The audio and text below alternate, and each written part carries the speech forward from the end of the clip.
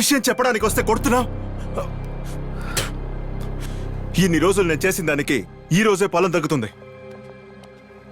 ఆ రోజు నేను దాన్ని మీట్ చేసి ఉండకూడదు. నేను చేయాల్సిన పాపాల్ని నేనే నా చేతులారా తీసుకున్నాను. ఆ దినాన్ని నేను ఎప్పుడు మర్చిపోను. ఇది బిజినెస్ ఆదవన్. నిన్ను ఫ్లాట్స్లోనూ ప్లాట్ఫామ్స్లోకి వెళ్ళి కిడ్నాప్ చేసుకొని రమ్మని చెప్పటం లేదు. నీ ఆశ్రమంలో ఉన్న పిల్లలే పాపం అనాథలు. వాళ్ళ తల్లిదండ్రులే పట్టించుకోలేదు. రోడ్డున పారేసి వెళ్ళిపోయారు. నువ్వెందుకు ఎంతో ఆలోచిస్తున్నావు? బాగా ఆలోచించుకో ఆదవన్. ఇప్పుడు ఇదే ట్రెండింగ్, వరల్డ్ వైడ్ బిజినెస్.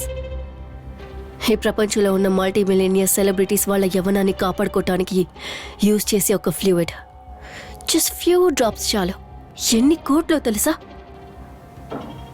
డాలర్స్లలో కోట్లలో డబ్బులు పెట్టుకున్న వాళ్ళు, ఆ డబ్బుతో వాళ్ళు కొనలేని ఒకే ఒక్క విషయం యవ్వనం మాత్రమే.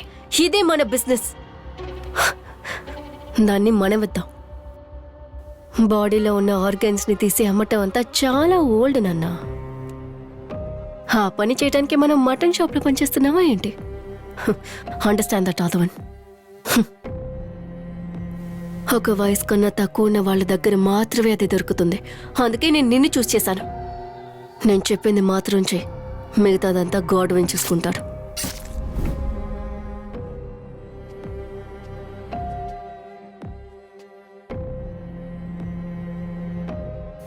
ఎంతో పసిపిల్లల్ని నా చేతులారా చంపాను. బిడ్డలు నవ్వు, ఏడుపు, మొహం ఇంకా ఊపిరి నాకు డబ్బుగా మాత్రమే తెలిసింది. అపర్ణ నా జీవితంలోకి వచ్చేదాకా. ఎప్పుడు మావయ్య ఇంటికి వెళ్తాం? కాసేపట్లో వెళ్ళిపోదాం. మావయ్య, నన్ను తీసుకెళ్ళిపోతావా?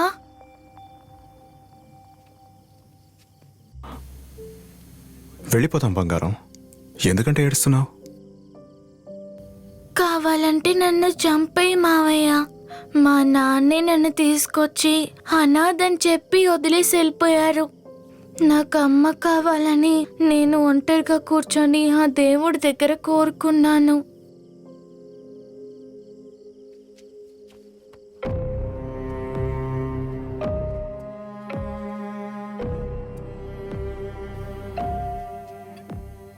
నీకు డబ్బులు కావాలా మావయ్య?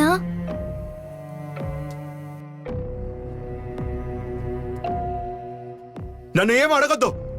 ఒకే ఒక్కటి మావయ్య, నేను చనిపోక ముందు నన్ను ఒకే ఒకసారి ఎత్తుకుంటావా?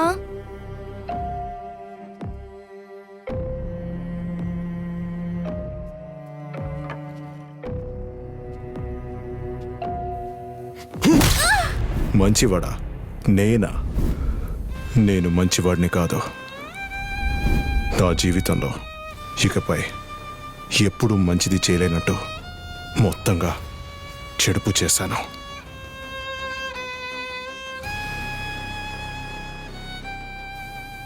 అపర్ణ నా లోపల ఉన్న అపరాధాన్ని ఫీల్ చేసేలా చేసింది.